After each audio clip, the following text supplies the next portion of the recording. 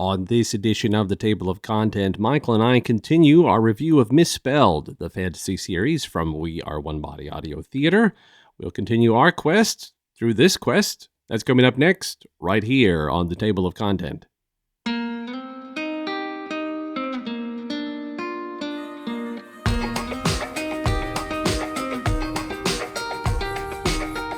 Thank you so much for tuning in to this episode of the Table of Content. I am Albert Saenz, joined by Michael Steele. Michael, glad to have you back again. Thanks, Albert. It's good to be here. How have you been? I've been good. One day at a time. So, ladies and gentlemen, we are continuing through MisSpelled, the fantasy series from We Are One Body Audio Theater. We've been through the first 3 episodes. We've been introduced to the mage who was seeking a big, powerful spell. It was an accident. He lost his memory, trying to find his way, trying to find a way back towards figuring out who he is, what he was doing, and picking up clues along the way. Gave animals speech, helped a young couple understand that they should really get to know each other instead of asking for magic and helping their relationship to blossom. And, a lot of other sort of fun little adventures along the way. So that leads us into episode 4, Mages and Magicians. Now, I've never actually seen a magic act. You see it on TV and movies. And I think when I was a kid, I saw a couple of clowns and they do kind of little things, they pull flowers out of their boot or something, but I've never actually been like, this is a magician. I've never been to a magic show. Have you been to a magic show? I can't say that I have. Like you were saying, maybe on television when I was young, I think I saw the David Copperfield. He made the Statue of Liberty disappear. And that was like a big event. They're just like, wow, how did he do that? Mirrors. Right. Smoke and mirrors, right? And no, but... and if I could just digress a little bit, my family and I, we've really been enjoying listening to the series so far. We're on 3 episodes in. This is the 4th episode. And, it's just a nice kind of family activity. Just gather around, we don't have we just gather around the laptop and we stream it. And we've got some speakers in the living room. And it's just a nice family moment of just listening and being entertained by the wonderful storytelling, the voice actors, the sound effects, all sort of help us enter more deeply into the story. So, our family, we've really been enjoying the series. But yeah, no, I can't say that I've ever been to a magic show. Well, that's actually how our episode 4 gets kicked off. When we last left the mage, he was just continuing towards trying to find the witch. It was on the chicken leg house, as we know, is Baba Yaga, but he's just trying to find his way there. So because there's some sense that she may be able to shed some light on who he is. So what we do is from that point, we open up in episode 4 when he's at a magic show, and this magician is just doing kind of simple tricks, and the mage, of course, interesting enough, as we've been commenting, while he doesn't have his memory, he knows that he is a mage, and he knows his abilities and his powers, and there's something that's very sort of personal to him and very important to him about his position as a mage. So I think that's what we see here in the beginning is we have the magician who's just trying to make a living and doing some magic tricks, but the mage is so committed to magic, that he's like, gosh, you're nothing. You're squandering your gifts. You could be doing great things. And the magician is just like, what are you talking about? I'm just trying to do magic. And the mage is unrelenting. He's like, just forget it. You're just, you don't get it. And you are doing a disservice to magicians, to mages, to magic. So I was thinking about that as I'm reading the first part of the story. Right. That's a great point that you make, Albert. And it's classic, we find ourselves in this show, this magic show, and classic magician fashion. He asks for a volunteer from the audience, and it just happens to be the master, right? The mage who is his volunteer. They try to make the crow disappear, and then it disappears. And then the mage starts, like you were saying, just berating the magician, and he calls him a fraud, swindler, a wastrel. I was like, that's such a cool word, wastrel. I've never seen that word before. And so according to the internet, wastrel is a noun, and the definition is one who wastes, especially one who wastes money, or a profligate. An idler or a loafer is a second definition. The third one is anything cast away as spoiled in the making or bad, waste, refuse. So, right, it's kind of that description of like there's that implication of you could be doing great things, and yet you're squandering your talent as sort of like a sideshow, right? You're opting for the lesser good, right? So, yeah. But it's interesting. I mentioned how the mage sort of lays into the magician, but and we've seen this play out with the mage, where he comes on real strong and then sort of finds a redemptive act in the midst of his sort of harshness, because his last line to the magician is, "I hope you rot." That's pretty intense. He is so caught up in the magician doing these paltry tricks, and he's like, he's just so fed up. That's a rough way to leave a conversation with someone. I hope you rot. Right. No kidding. We should end that today. I hope you all rot. Yeah, right. Thanks so much for tuning in. I hope you rot. See you next time. Right. And there goes all the listeners. Right. How to win friends and influence people. Yeah, right. I hope you rot. How to be the best version of yourself. Rot. Rot. So we go from there, and this really sort of abrupt, rough ending, and the mage is sort of really upset. And then we are introduced to, we hear in the story, coming is the prince, along with his sort of faithful servant, right? So Rupert is the prince's servant, and if I could interrupt, Rupert, isn't that the name of the prince in Princess Bride, or am I mistaken?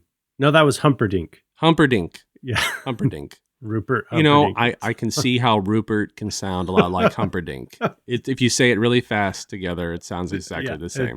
Exactly. Rupert Humperdinck. Rupert Humperdinck. I said the same thing there, really, if you didn't know. So in comes Rupert, and he's about to run over the mage, and they have to sort of stop and halt, and then, what's going on? And the prince, the prince, we're introduced to Prince Uther. And he's kind of a nice guy, because Rupert wants to kind of be upset with the mage, and Prince is like, hey, let's be nice, let's be kind.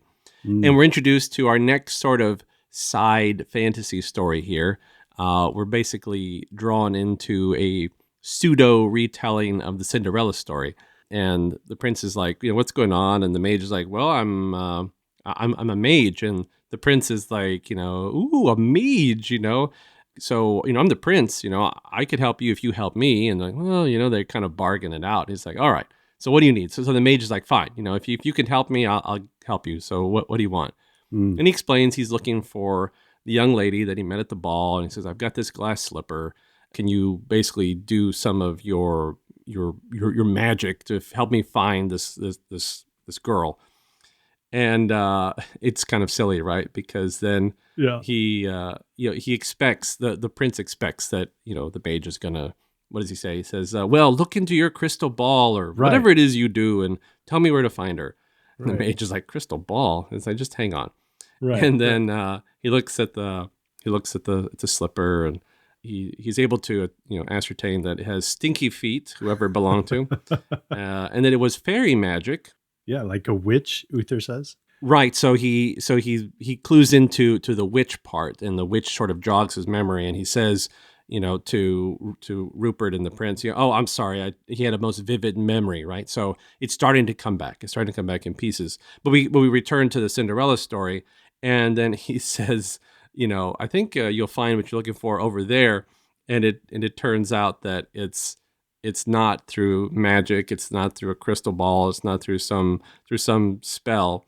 He's like, well, how do you know she's there? Right, And he right. says, because there's an identical glass slipper lodged in the pumpkin bed in the side garden. See? I like that, as much as we see the mage use spells and powers and other things, that it's a little note to sometimes you don't Mhm. have to do something really grand and amazing to sort of get something done. Sometimes Right. it's a simple act, a simple task that can help someone with their large problems. So instead of casting some huge spell to find the young lady, to find the maiden, it just says, oh, look over there. There's a glass slipper lodged into a pumpkin. Right. And a lot of times I think we're like, hey, I got to do something really huge and big to make this happen. It's like, well, you could just do this instead and have Right. sort of the same effect. So I Right. appreciate that the mage in this instance didn't necessarily have to use magic to help the prince. Right. Yeah. The mage, as we've come to know him, is a bit of a acerbic character, but he helps people along the way, albeit begrudgingly. But he is going around sort of doing good, um, not with finesse, but he's doing good, right? And like you were saying, he's very like kind of like down to earth, tough love is good for you, practical, and doesn't, like you were saying, have to resort to the fantastical or wonderful to get things done. He makes a logical deduction. There's a glass slipper in the pumpkin patch over there, and but also side commentary. It's this aspect of this series, Misspelled, that my family really likes. Is we'll be listening to it, and then especially the kids, they'll pick up on the story and they're like, "Hey, that's Snow White," or "Hey, that's Puss in Boots," or "Hey, that's in this case Right, right, right. Cinderella." So it's great to see them make that connection. No, it's been a great journey so far through these 4 episodes, and being able to, I think it would have been a great story just on its own without sort of Mm, drawing in, the other sort of fantasy stories that we've come to know, since childhood. mm, And mm-hmm, again, thanks to Disney. mm. But it really does add an extra layer because we've sort of twisted the stories a little bit here to make them kind of more humorous. So Yes. and interact with the mage. So no, that's Yeah. definitely been a great part of it. Mm, So we head over to basically Cinderella's house, we hope. And of course, then we are introduced to the stepmother and to the stepsisters. right. And they're all sort of, oh, of course, Your Highness, and what can we do for you? And you sort of explain what's going on.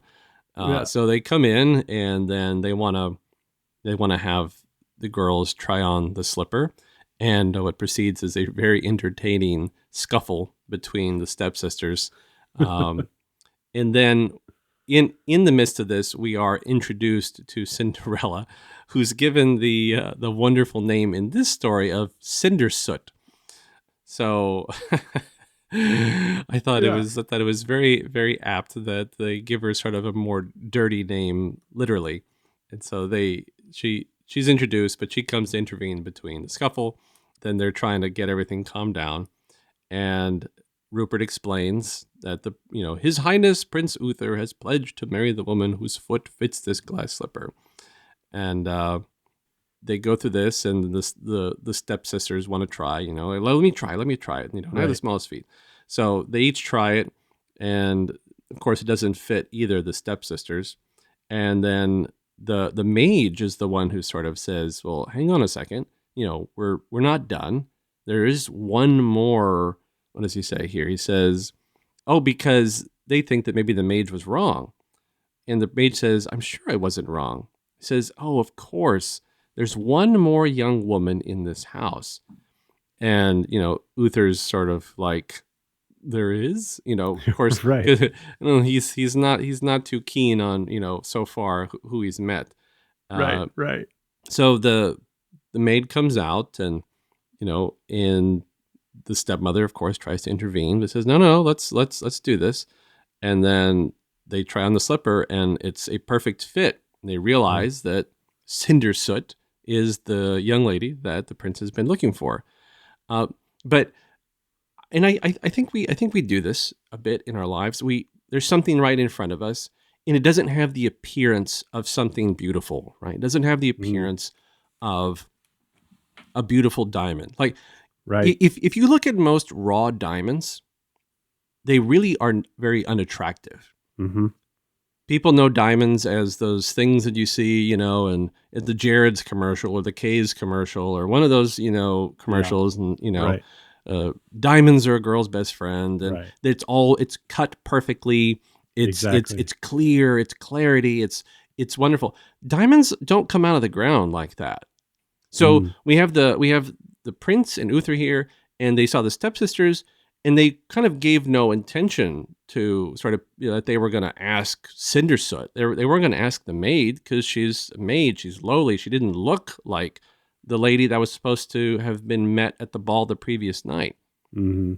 But what happens? Okay, well, let's try it. And Uther sort of gulps, right? It's like, oh, I don't, there is where, but he tries it on, it's a fit, and he realizes, oh, it's you. Yeah. You're the one. And then of course his whole personality changes and everything shifts, and it's like, well, come with me. You're going to come with me to the kingdom, and so that moment is very interesting because I think we all do that a lot in our lives. We see something right in front of us, and we don't give it the attention that it deserves or the attention that it needs because it doesn't look right to us. We're like, well, that can't be what I want. That can't be what I need. And it's probably the exact thing that we need, but we dismiss it because looks it looks dirty, or it just doesn't look right, or it looks poor, or it looks like any number of Right. things. I'll throw any number of negative adjectives at Right. it.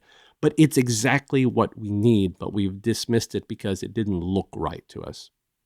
Right. I think that that's one of the many lessons that I think is reiterated in fairy tales. Like you were saying, there's some inestimable treasure that on the appearance doesn't show its worth. And so there's always usually an act of some kind of faith or an act of love, kind of implying the blindness and going to the raw essence of whatever the affirmation of the value of the treasure before the treasure can actually be gained, by the quester or the protagonist, the hero, the heroine, you know. And I think that you're right. It brings that out nicely in this story, and it's true. We do that all the time in our daily lives. We're, we react according to face value appearances as opposed to probing deeper into the true value or true treasure to be had. Yeah, it's a great point. So we continue on here as we get to the end of the story. The prince and Uther and Cinderella, now named, they are all going to venture off Mm, into happiness. And the prince says, "Okay, so how can I help you?" It's like, "Well, I'm trying to get my memory back, and I think I'm supposed to be looking for a witch and a chicken leg house." And the prince is like, "Oh, well, you must mean Baba Yaga. Everyone knows Baba Yaga." But just before everyone separates, the magician from the beginning comes mm, running back, mm-hmm. and he's like, "Hey, I thought about what you said, and you're right. You're exactly right. I should be doing something different with these gifts that I have with this magic, and I just where do I go? What do I do?" Yeah. And so while I don't necessarily condone uh, being too harsh on people, and definitely not telling people I hope you rot, Right. because that's a fairly that's a pretty stout individual to have someone tell you I hope you rot, and to run back and still sort of be like, hey, you're right. Yeah. I think a lot of people would be like, I'm never going to talk to that person again. Right. Um, Right. but he comes back and he says, you're right. I should be doing something better. And I think outside of, again, I want to make sure that I do not emphasize for anyone to go around and tell someone, I hope you rot. So Yeah. outside of the rotting thing, I think Right. sometimes, you give people encouragement and you say you could be doing better with yourself. Right. That's a good thing to try to help people when there's the opportunity and say, hey, you could be doing something better. Right. Yeah. As a former school teacher of high school and also middle school, we always employed that method of when you had to offer a kind of negative feedback, we used the quote unquote the sandwich method. So you start off with a positive comment and then you get into the core of what really needs to be addressed, but then you end it with a positive comment or reflection so that, like you were saying, you don't leave the person like completely like emotionally, psychologically devastated. It's just like, Right, oh, right. you know, Johnny has all these wonderful qualities, but he could be working on X, Y, and Z. But he's really wonderful to have in the class, and et cetera, et cetera. So, yeah, there's something to be said for tact when you have to offer it, and I think our mage here is that's a facet of his personality that needs development. But it's neat though that in this particular case with the magician, that it works some good. And maybe the magician needed that because he was so entrenched in, as he said in the beginning, I'm just trying to make a living here. I'm just trying to, earn my daily bread by doing cheap, parlor tricks. Right, right. And the mage saw his true potential. It's like, well, aim higher. You could be doing so much more. And so he gets the opportunity to do such because what happens next in the story is the prince and Rupert and Cinderella are about to head out, and one of the wheels or the axles breaks, and it's like, oh no, what are we going to do? And the mage Mm. sees an opportunity, says, well, why don't you come over and help the prince with his carriage? And he's like, what? Oh my gosh. And so he sort of like focuses his attention and he's able to sort of bring himself, and the mage is encouraging him and says, okay, here you go. Yeah. And the magician, does it. He casts a spell that fixes the carriage, and the prince is sort of, intrigued, and the prince says, I bet I could use someone like you. And, the magician is so nervous, right? He's from doing, cheap tricks, with birds. Now he suddenly has this opportunity to rise to the occasion.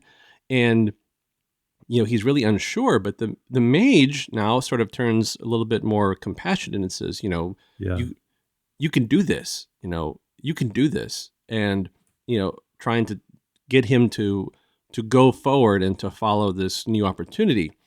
And again, that's a nod to what we should do as people when we have an opportunity to encourage others, say, you can do this. It is a risk. It is a chance. It is an unknown. You don't know what's going to happen. But Right. if you will step out there, if you will take that chance, if you will have confidence in yourself, if you will trust in yourself, step out there, do it, and see what comes of it. And, and great things can come from those chances that we take, those opportunities to step out into the unknown. And what happens? He ends up becoming, in that moment, Merlin by the prince's sort of authority. So we now have Merlin, the greatest magician of fantasy lore, introduced to us. Right. Yeah, it's sort of his origin story. I like how the nameless mage, our protagonist in this series, calls him a mage. He says, here's a mage here. He doesn't say, oh, here's this worthless magician who's good for nothing.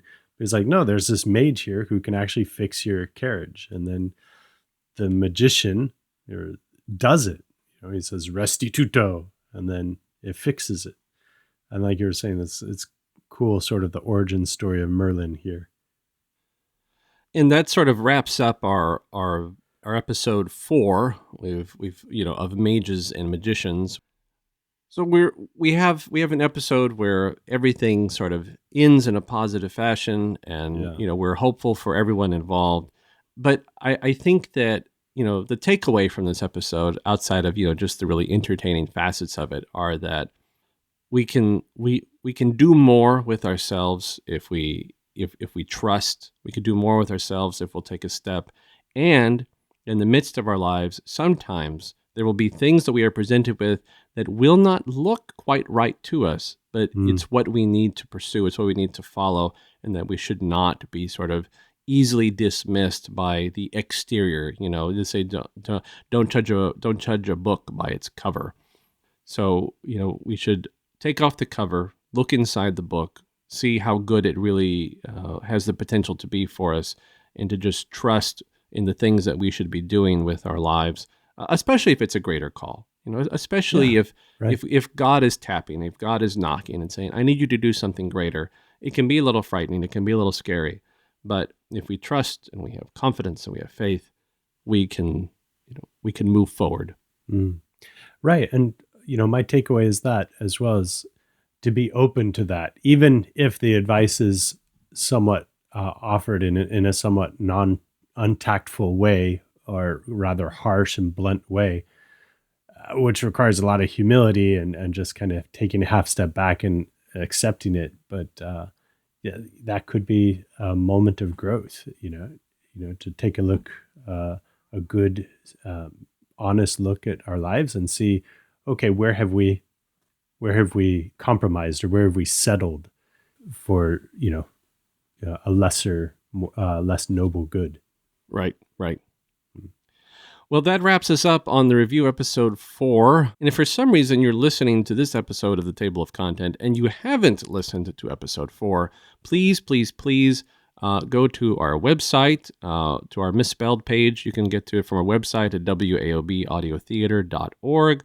Go to our YouTube channel, go to our Facebook page. It's out there. We're on podcasts. Go listen to MisSpelled. If you haven't listened to any of MisSpelled, start at the beginning. Episode 1, then 2, then 3, then 4. Catch up with us. Great story, really entertaining. Yeah. As you heard Michael say, his family loves it. So it's a family-friendly story, really entertaining, really got a lot of good things going on. So please, please, please take a listen. And Michael, as always, thanks so much for joining in the conversation. Oh, thank you, Albert. It's always great to be here. And as Albert said, go listen to it. You're in for a treat. Ladies and gentlemen, we're so thankful that you have tuned in to this episode of the Table of Content, and we hope that you will return as we will continue our review through MisSpelled, the fantasy series from We Are One Body Audio Theater. Until the next time, be good, stay safe, peace.